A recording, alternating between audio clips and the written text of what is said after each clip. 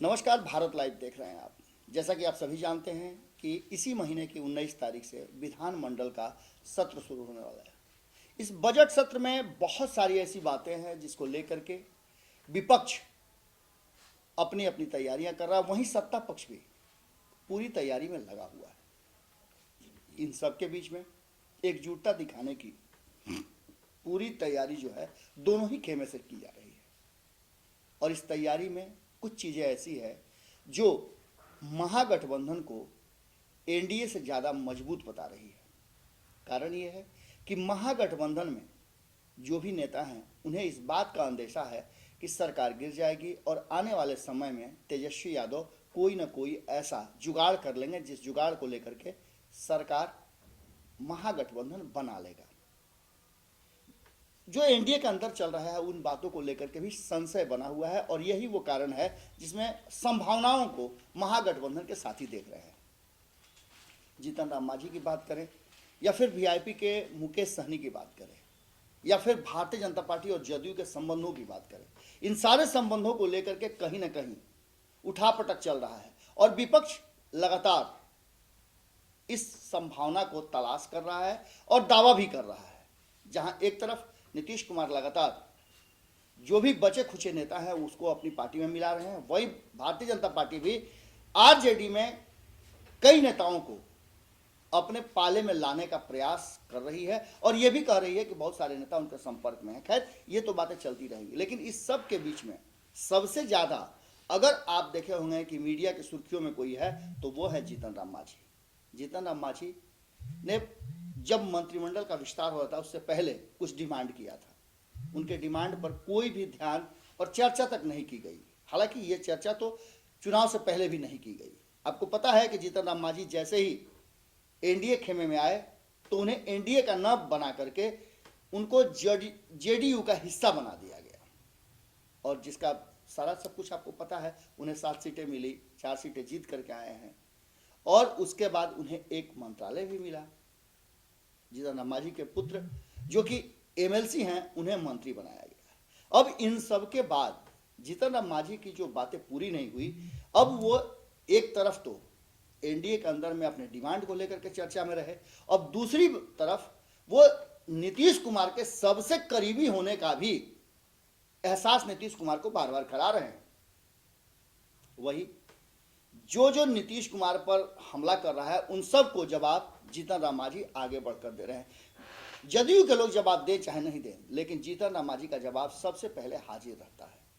खास करके अगर तेजस्वी यादव की बात करें तो तेजस्वी यादव पर तो जमकर हमलावर है और राजनीति में ये परंपरा आपने देखी ही होगी कि जैसे ही पाला बदलते हैं तो जो नेता उनके भगवान की तरफ होते हैं उनको भी वो शैतान बनाने में जरा भी देर नहीं करते हैं।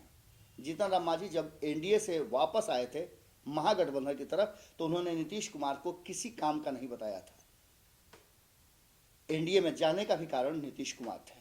अब जबकि विधानसभा के चुनाव हो गए हैं और नीतीश कुमार के साथ एक बार फिर से जुड़ गए हैं तो नीतीश कुमार को फिर से भगवान बनाने में लगे हुए हैं। हालांकि ये जीतन राम मांझी ही कर सकते हैं। जीतन राम मांझी के आप तो सभी लोग कर रहे हैं। आपने तब भी देखा होगा जब महागठबंधन में के साथ बिहार में सरकार बनी थी उस समय एनडीए के लोगों पर किस तरह का, भारतीय जनता पार्टी पर किस तरह का जदयू के लोग हमला कर रहे थे और जैसे ही पाला बदला कि फिर से उनका रोल भी बदल गया। ये पूरी तरह से नाटक के मंचन की तरह है। जैसे आपने देखा होगा कि पात्र सामने सामने स्टेज पे अपने अपने रोल में होते हैं और एक दूसरे के खून के प्यासे होते हैं और जैसे ही नाटक खत्म होता है नेपथ्य में जाकर के देखिए सब एक ही साथ बैठते हैं, एक थाली में खाते हैं और बातें साझा करते हैं। बिल्कुल इन नेताओं के साथ भी वही होता है, व्यक्तिगत हमले से भी नहीं रुकते हैं। आपको पता है कि जिस तरह से दागियों को मंत्री बनाने को लेकर के नीतीश कुमार जो कि क्राइम, करप्शन, कम्युनलिज्म पर जबरदस्त अपनी छवि चमकाते रहे हैं, उन पर यह आरोप है कि उन्होंने दागियों को अपने पाले में रखा और मंत्री भी बनाया।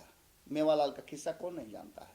अब ऐसी ही बातें की जा रही हैं और खास करके कुछ लोगों को तो बहुत गंभीर आरोप लगे हुए हैं, गंभीर उन पर धाराएं लगी हुई हैं इन सब बातों को लेकर के तेजस्वी यादव ने जैसे ही नीतीश कुमार के से पूछा सवाल कि ये सब क्या है, कुर्सी के लिए आप क्या क्या करेंगे, जीतन राम मांझी बाहर निकले और उन्होंने सीधे सीधे दावा कर दिया कि आप अपने कुनबे की तरफ देखिए, खुद आप दागी हैं, आप कैसे बन गए हैं नेता प्रतिपक्ष। आपको इस बात से अंदाजा लगा सकते हैं कि किस तरह की सियासत और किस तरह की राजनीति हो रही है और जीतन राम मांझी कौन सा रोल कर रहे हैं। कहीं ना कहीं जीतन राम मांझी की दाल नहीं गली, जिसके कारण वो और ज़्यादा बवाल करने के मूड में हैं और शायद उन्हें लग रहा है कि ये करने से उन्हें कोई विशेष रोल या फिर बहुत कुछ मिल जाएगा। देखना होगा कि जीतन राम मांझी का ये हमला आरजेडी किस तरह से लेती है, क्योंकि आरजेडी चुप बैठने वालों में से नहीं है। हर हमले का और हर प्रतिरोध का जवाब देती रही है।